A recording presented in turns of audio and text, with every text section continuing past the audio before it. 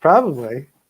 What's up, guys? Welcome to another episode of the Security Squawk podcast, where we help break down all the goodness about cybersecurity and let you know how you can protect yourself and your business from cyber criminals. Right, guys? Another week. Andre, why don't we, before we jump into what we're going to talk about today, which is the Verizon data breach report and the interesting statistics that they put together, and whether we agree with some of that data or not, and what it means for your business and what you need to be worried about. What's the fee for the show? It is free 99. There is no cost to listen or watch this show. All we ask is that if you like the information, you please share it with your colleagues, with your coworkers, with your boss, supervisor, and that way they can also partake in this conversation. That is true. Yep. Share us out where you can. Rate us on your favorite podcasting platform if you happen to listen to us through the podcast.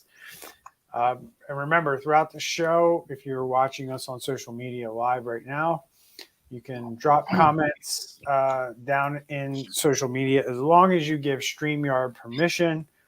And if we see those comments in our platform here, we'll throw them up on the screen and answer the questions and try to make this as interactive as we can. So, guys, the Verizon data breach report. Let me share my screen with that report up.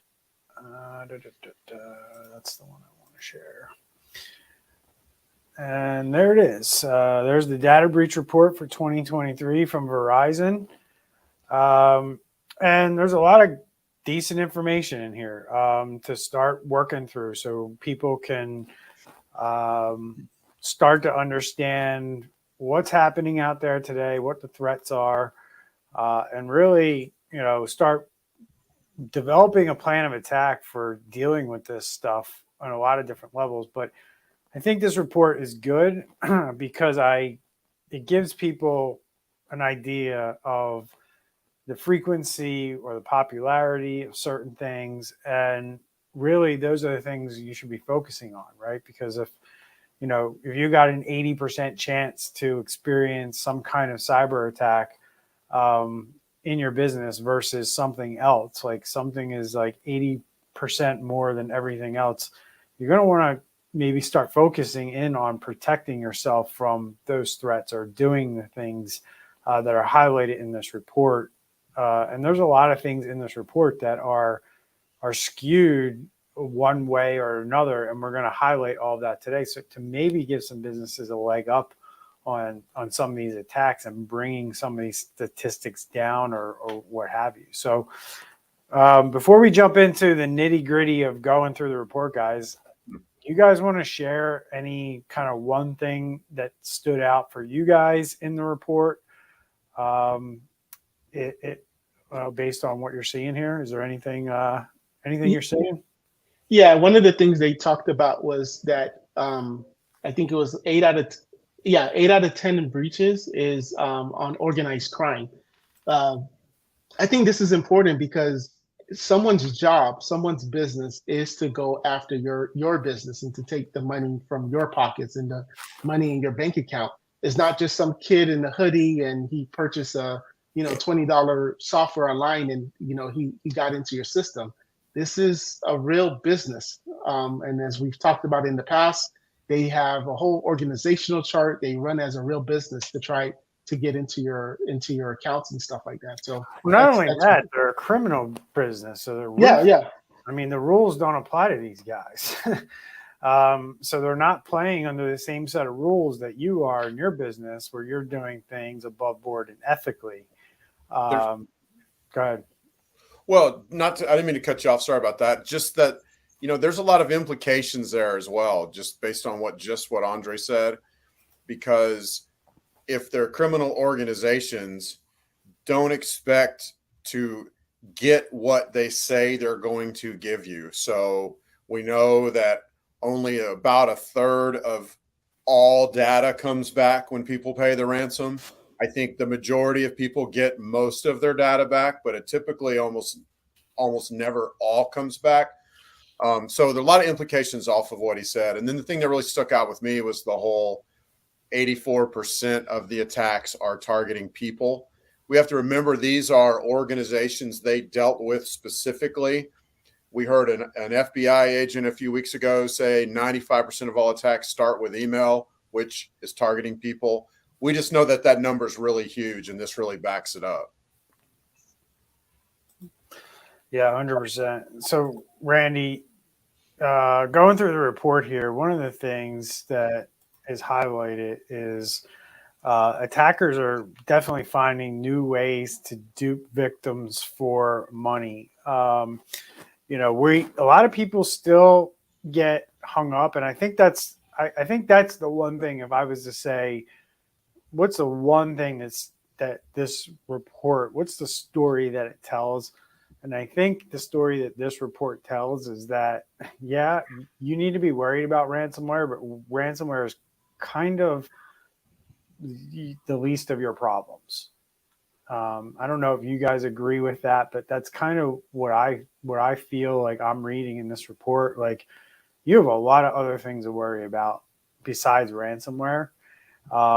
And, you know, we're seeing it right now in mass scale with this Move It breach, where this CLOP group is just exfiltrating data from companies and threatening to dox these companies and release this information unless they get paid. And they're figuring out many different ways to monetize breaching your network or breaching your cloud services or breaching whatever they can get into that they're not supposed to be getting into.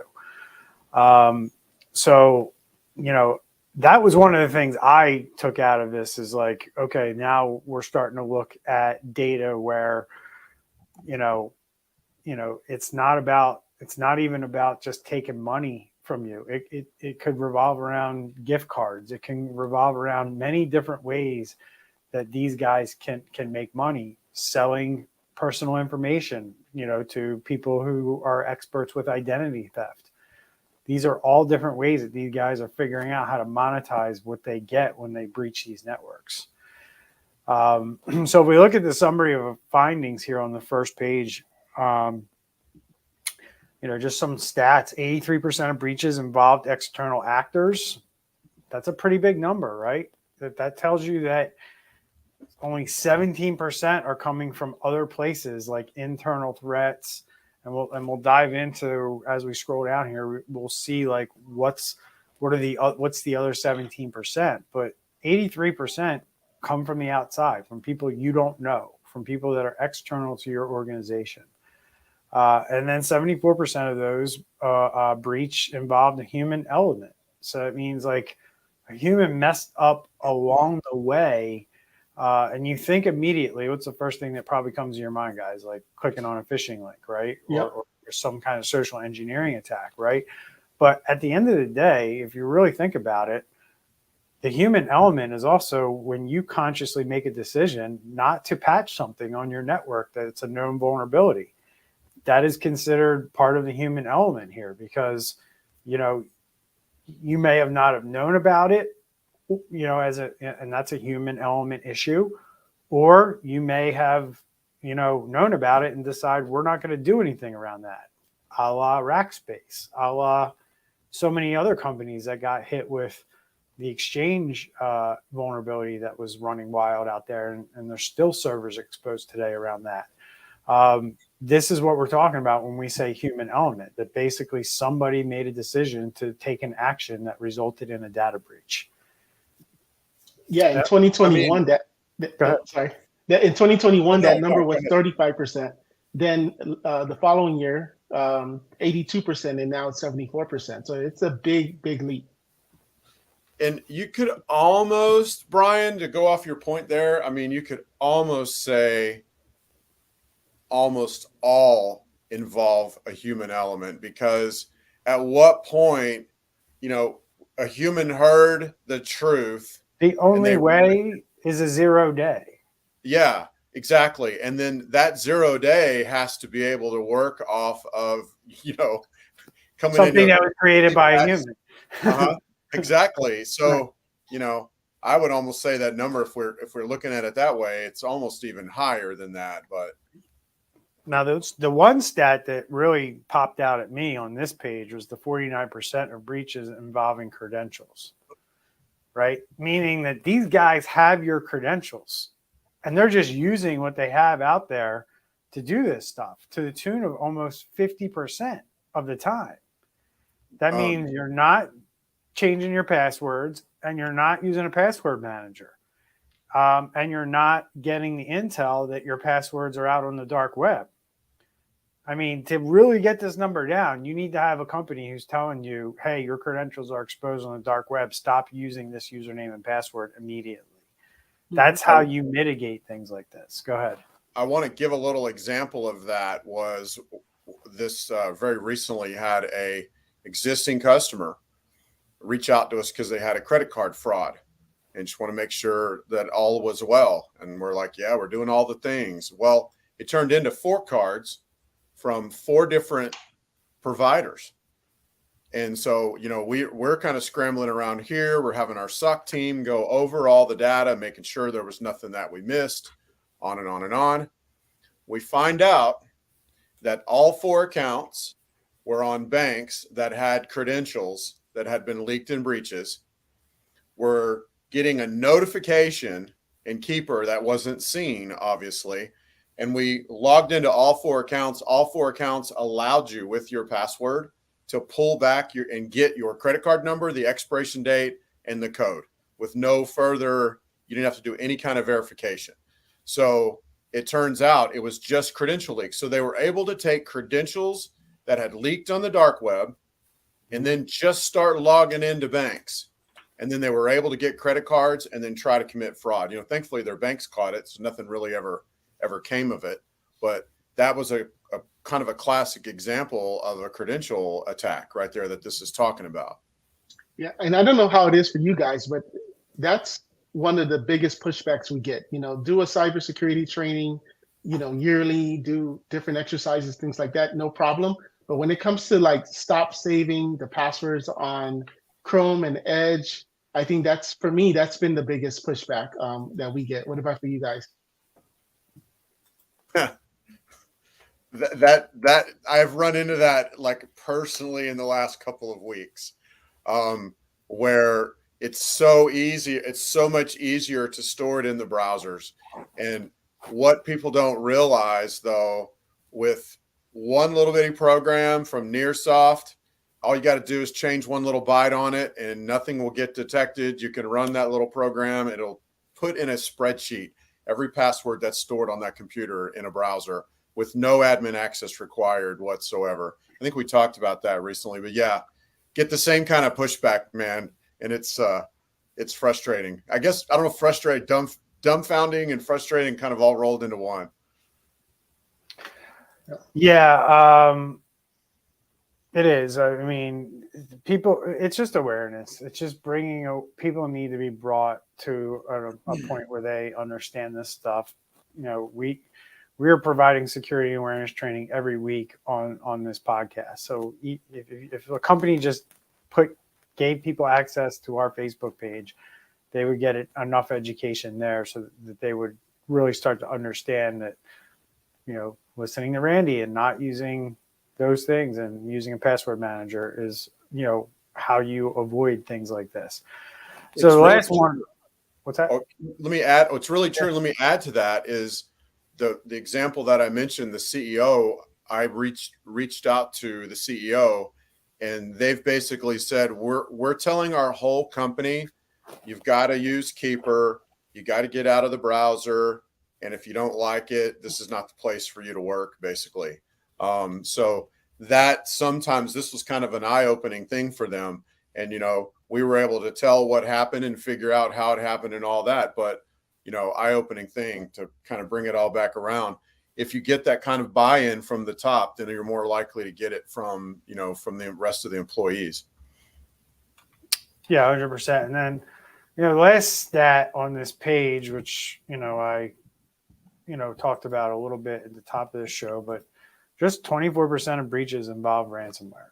right? So Mm-hmm. yeah, ransomware gets all the sizzle, it gets all the press when it happens. It's the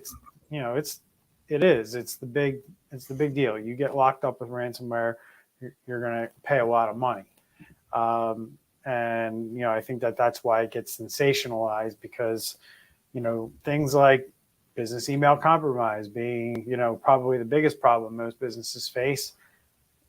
You might lose 10,000, 20,000, 100,000.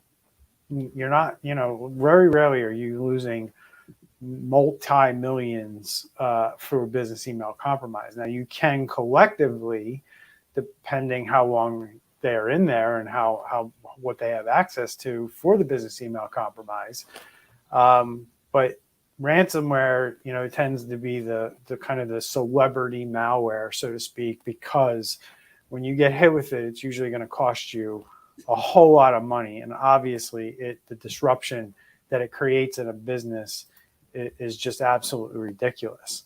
But I think a lot of people are going to be surprised to learn that it's, that low. 24% of breaches involve ransomware. So we're going to jump into a little bit down, like what is the other 76%, and educate people, kind of around that. So, in 2022, I guess this report basically that's the data that was looked at.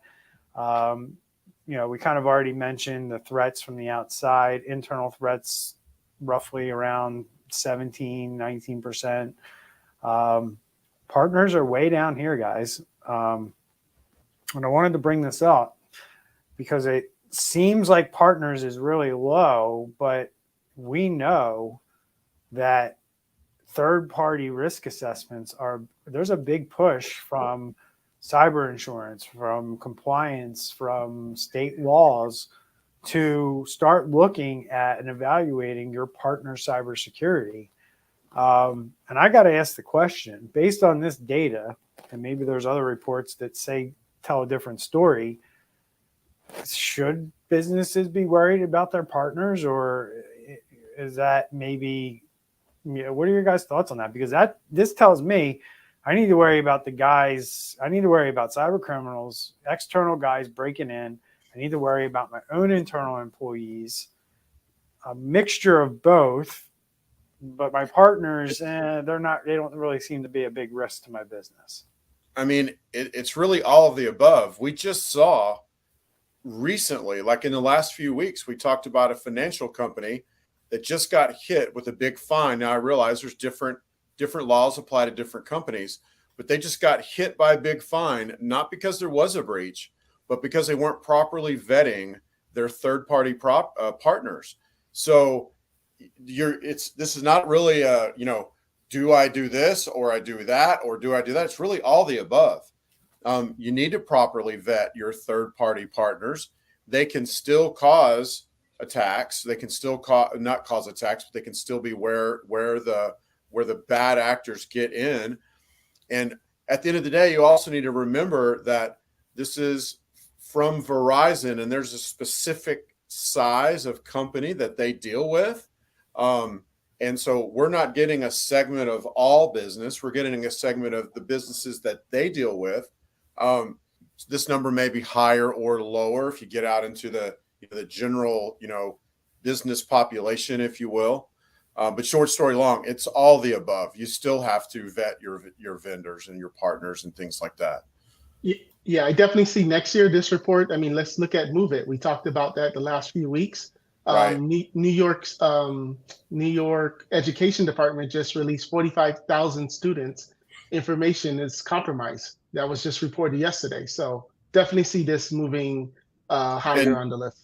That came from Move It, which is a third-party provider.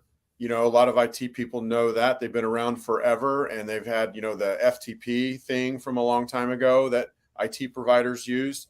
And classic example, third party right there. And that's where the vulnerability came from. Yep. All right. So can I add one thing real quick, Brian? 100%, man. So go ahead. You mentioned third party cybersecurity risk reviews. there is so much that can be done in a network without network credentials. And where I'm going with that is, if I can do a scan and come back with very accurate information, okay, maybe we're not 100 if I don't have network credentials, but if I can do a scan from the good guy side, I can do a scan to show your risk without having admin access everywhere. The bad actors can do just as much without having admin access. Obviously, they're going to figure out a way to get it. They're going to need it to do what they need to do. But that's just something to think about. I know some scans that are out there that don't require necessarily that admin access to do a scan of the device, its passwords and stuff that's right around it. And just think, if we can do that, how much is a bad actor going to be able to do, with nefarious intent? It's a little on the disturbing side. Yeah, 100%. So one of the things that I want to kind of bring up as we kind of roll down through this. So one of the more, I guess, bigger takeaways from this report is, despite increased spending, cybersecurity is not pivoting fast enough to protect people from advanced pretexting attacks. The answer to this challenge isn't to double spending on training, continue the ineffective practice of trying to trick employees with fake phishing emails. Instead, companies would be more secure if they first assumed a breach would happen and then took preventative measures before one did. So basically what they're saying is that instead of like doing security and awareness training and trying to get your employees to not click on something and try to do your best to make sure that doesn't happen, your efforts are going to be better spent. And I'm asking you guys, do you agree with this analysis of not focusing so much on security awareness training, but focusing on the fact that you need to assume that you've been breached and you need to learn and spend the money on things that are going to help you recover from that breach? Absolutely. It's all about mindset. And, just like with the federal government, what do? They just throw the money at the problem, thinking that they're fixing it, but not really taking that backseat look at, okay, well, what is it that we really need to be doing? Yes, phishing emails and having those type of things are great. But and as Randy, you said, it comes from the top. And I think everybody down needs to understand that this can happen. And what do we now do to prevent this and put your efforts on that? Yeah, and this really touches, Brian and Andre, this really touches on one of the things I'm super passionate about. And that is basically, my philosophy is assume that they're already in there. Mm-hmm. And then if you were in the middle of all kinds, like they're already in your network, they're all around you, how would you do things different? And that's part of zero trust. We talk about zero trust a lot, where you do network segmentation. You talk about your data. You sit down with the stakeholders. You say, who needs this? Who doesn't need this? Is there anybody that needs access to all? Probably not. You determine all those things. And one little nuance of all that, and it's a take home for me, is assume that the bad actors are already in there. So I love that philosophy, and I love that was mentioned here, because it does make you change how you do your strategy to try to thwart them in the first place. And we've got to move away from this, like I call it a 90s mentality, where we have a castle and it has 90-inch walls and there's a giant moat. But then once you're in the castle, you can do whatever you want. It doesn't work like that anymore. It's like each little segment of your network and your data, that's a castle. And if they get into that, they can't just go run around and go wherever they want to go. Now, I know I'm getting off into the weeds here, but I love this thought, and it really got me started. Yeah, and they're basically saying that, in the report, that financial motives still drive the vast majority of breaches. Like they're looking to get in and get paid. And that's to the tune of 84%. Like that is their motivation for doing all of this. a very small percentage is for corporate espionage or for spying on other countries, potentially other governments. But here we go. I mean, if you look at the chart on the right here on what I'm sharing on my screen, organized crime leads the way, as Andre said. Now there's some others in there, which, I guess you can say that they're the guys with the hoodies in mom's basement. Your end users are your people, your own internal people turning around and doing something on you. And then, just about 10% is nation state or state affiliated attacks. So this gives you a picture of what happened in 2022 with organized crime leading the way. And then basically, some loosely probably cannot tie certain groups or certain attacks back to these more organized cyber criminal groups. So they put them under other. And then, yes, you have employees who will do things to try to make a quick buck too. And we see that at a lot of different levels. Thoughts on this page, guys, before we move on? Yeah, this is good for, go ahead. Sorry. No, you're good. Okay. This is good for getting perspective, I think, on everything, because one, we hear, all three of us here all the time. I've heard it in the last month, probably once, maybe twice. Oh, there's nothing in my business that they would want. I'm pretty sure we heard that from somebody recently who has, I think they said a $4 million a year business. Oh my gosh. If you have money coming in, they're going to try to cash on that somehow. If you have employees, they have something, you have something they want. That's exactly. You have personal information. You have the ability to be ransomed. You have data. You have a payroll that you run either weekly or bi-weekly that they're trying to misdirect funds on. Invoices that come and go. I mean, the list goes on. And if you I think as a security expert, think about that when you're planning out your strategy. I know we're getting off into the weeds here, but same thing. Think about that when you're planning your strategy. How can they monetize what we have? That's what's valuable inside of your quote unquote network, or quote unquote inside of your network. So this starts to get a little bit, I guess, on the technical side of things. As we mentioned, the use of stolen credentials, other types of things that happen out there around these actions or basically, what have the threat actors been up to, right? They're using stolen credentials. They're doing other things. They're deploying ransomware. They're doing phishing attacks, pretexting. They're exploiting vulnerabilities, using things like misdelivery, privilege abuse, backdoors, and C2s.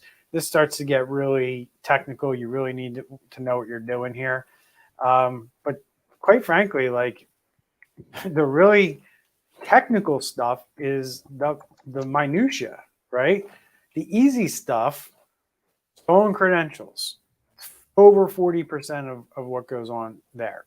I don't know what's included in other. I don't see anything in here that kind of spells that out.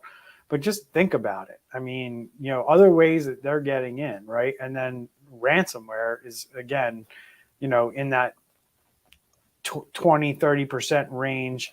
And phishing, right? Phishing is supposed to be the number one way, but it's only,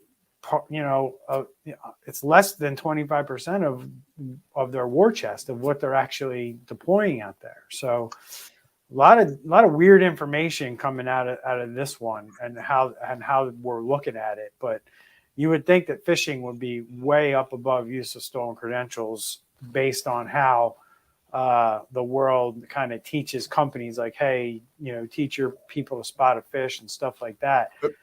It seems like we're really missing the boat on dark web monitoring and knowing whether our credentials have been compromised. I would say it's probably still a both and, but also since we're dealing with a specific set of businesses, it may be that this size of business that Verizon's interacting with, maybe they have pretty decent email security. And so, that's not the easiest way for the criminals to get into their system. Maybe they try it, but it's, a lot of them get blocked or whatever. And good old fashioned credential attack. I mean, that's how the pipeline hack from a year and a half ago started off with leaked credentials on the web of somebody's VPN, and they never shut it down. That's a credential attack. There's obviously other places where that fits in this category, in these categories, but at the end of the day, something was breached onto the internet, and they just used that to log into the VPN. Kind of simple. So moving into the stats that we have up on the screen here, right? The interesting, and to give people some contrast, if we look at the biggest green bar up there, which is under web application, and it's slightly under, I don't know why they use a line that kind of goes out like that. But it's slightly under 80%. It's at 77%, according to the statistics in the report. And that's a huge jump. Last year's report, web application attacks only accounted for about 39% of breaches. So this is a trend going in a direction where cyber criminals, and it makes a lot of sense, number one, right? Because it's easier, phishing to get to somebody or get to a network that doesn't really have anything exposed to the internet. There's not very many ways they can get in. But if I can hit something that you have to have exposed to the internet, yep. Look at MoveIt, look at Microsoft Exchange. These would all be considered kind of web applications. I think I mentioned it on the show last week when I talked about an oil company who got breached because they were able to put malware on the web server of a Chinese restaurant. And they knew that the employees of this oil refinery went to this Chinese restaurant, and they figured if they could infect that website with malware, they could get into this oil company. And by golly, they did. So these are the things that we're talking about. Them using things that need to be exposed to the internet just to function, so businesses can conduct business, and them exploiting these things in various different ways to attack companies. And that's a major trend shift this year. And I think we're going to continue to see that be the way moving forward here in 2023, 2024. Yeah, I would totally agree. Just they're trying to follow the money and the least path of resistance. Yep. Like you said, your cloud-based medical practitioner software has to be open to the internet. And a lot of times you just need a username and password to get in, and maybe some kind of a multi-factor. And then on top of that, if you can find an exploit in the server that it's sitting on, I mean, I agree with your assessment there. So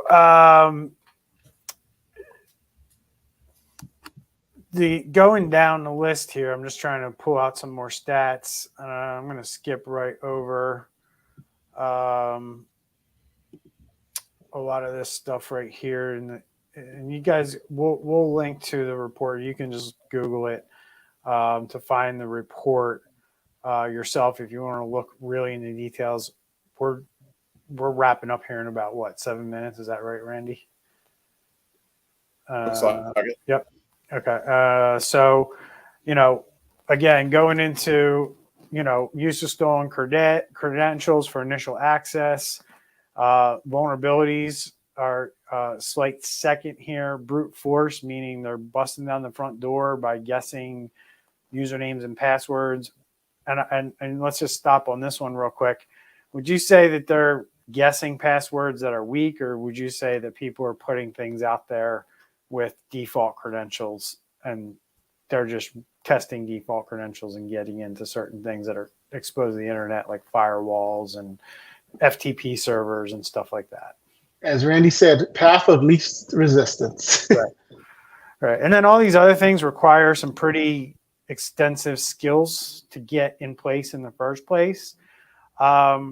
But you should be looking for these things, right? Because if a backdoor or C2 gets on your network, or they're able to, do things to your SQL server that you might have running because you didn't update it or patch it, and they're able to exploit it. Scanning the network. This is all stuff that you should be knowing if somebody is doing it, whether that's a hacker or maybe an employee is, trying to do something, right? So these are all important statistics to take a look at. But really, stolen credentials is standing out as like a big, big hole and a big, big gap in where businesses are at today in terms of securing their networks. I mean, think about the example I gave a few minutes ago. Yes, finally the banks stopped it, so they didn't get any money out of it. But just taking a simple username and password off of the dark web, we're able to log into multiple banks, pull credit card numbers from those accounts, and then try to use those credit cards. If they had just been a little bit smarter, they would have got away with it. Yeah, this is privilege misuse. Basically they're doing privilege misuse for financial gain. Some people are doing it because they're pissed off at somebody else. This basically means like somebody has an administrator account or somebody was able to give themselves administrator rights, So that's a pretty high number there for maybe a disgruntled employee, what have you. I think that's what grudge would entail. Espionage would be spying, competitors, somebody that your competitor hired. Somebody's just doing it for fun and convenience. You don't think that happens, but it does. Hey, can I do this? Can I do that? All very interesting information. And then as we jump in here, we start to see who is the most targeted industry. And public administration is in the lead. So that's your governments, right? Governments, potentially municipal and federal. And then why would that be? I guess, we can talk about that in the last couple of minutes here. Information technology, obviously being up there, finance being right there. And then you see whether they were small or large organizations. Obviously in public administration, you have, some pretty big numbers there. Unknown is in the 2000s. So, we just don't know what type of business it was. We just know that there was a breach, and that can be collected from, just the dark web, right? Not really understanding who the company is or where this information came from or how they got it, but we know it's there, and it can't be attributed to any specific company. Or maybe, you really can't, just so you understand what I'm talking about. If you say I find information on the dark web that says it came from Apple computers, right? That might not have come from Apple. It may have come from one of their vendors. So you can't assume that Apple was breached there. And if you don't know which vendor it was, you can't really attribute it to a certain industry. So that's more than likely why they have unknown there.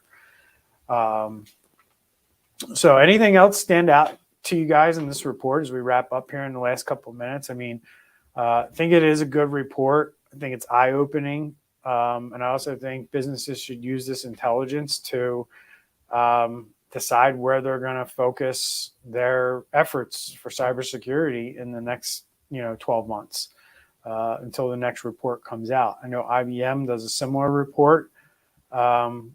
Anything you guys want to kind of bring out in this? Social engineering, I know that's a big thing that kind of they talked about in this.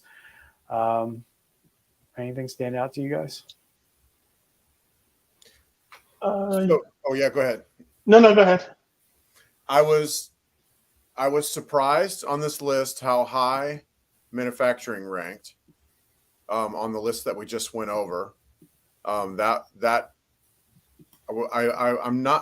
surprised and I'm not surprised. I have not heard a lot of that in the different things that we've talked about over the last, 50, 100 plus episodes. We don't hear a lot of manufacturing. We do on occasion, but pretty crazy to see that being so high on this list. I like this one from Garrett. His last pass in profit donating passwords.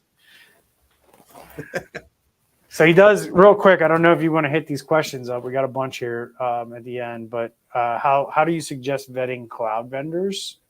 Wow, great Yes, question.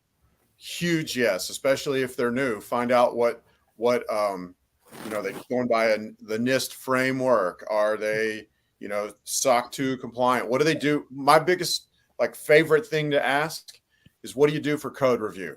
You're writing code all day, and are you texting with your customers who give you hints, and then you just have a developer add it? No code review. Where do you store your code base? What's that? Where do you store your code base? Yeah, exactly. You know what I mean? You know where I'm going with that. So, yeah, I mean, all good stuff. Cloud vendors. I mean, I wouldn't use a cloud vendor that doesn't have their stuff in a SOC 2 Type 2 certified data center. You can easily achieve that. It's not the most cost-effective way to do it, but can be easily achieved by going into AWS or Azure or Google Cloud. But it's got to be secure. They, as Randy said, if they're writing code and developing apps, they better have really good cybersecurity in place to do that. I know for us, we reviewed a vendor recently, and their security, made my skin crawl, and I was like, yeah, there's no way we're doing business with these guys. So you just got to, talk to them and really get reassured that they are doing things the right way. And they should be able to be upfront and transparent with their processes around that. And reach out to a cybersecurity professional who can guide you with understanding that if you don't know the right questions to ask or what to look for. If what you're looking at looks like spaghetti to you, have a professional review that for you and give you it in layman's terms so you understand it. I remember one of the vendors that we all very familiar with, and when I asked them that question, they're like, "Oh yeah, everything's on the Microsoft Cloud, Azure." And I was like, "Okay." And I think Amir, what's up, Amir? I think Amir mentioned this when we talked about local governments being hit, and got a LinkedIn user. So we appreciate all the support, everybody. Keep us in mind out there. Share our show. Share it with your friends and family. If you have any questions, we monitor the comments throughout the week. So if we get anything from you guys in the comments on social media, we'll either address it on the next episode or we'll respond in the comment section on the platform that you dropped the comment in on. So thanks, everyone, and we will see you next week in our next episode. Take care.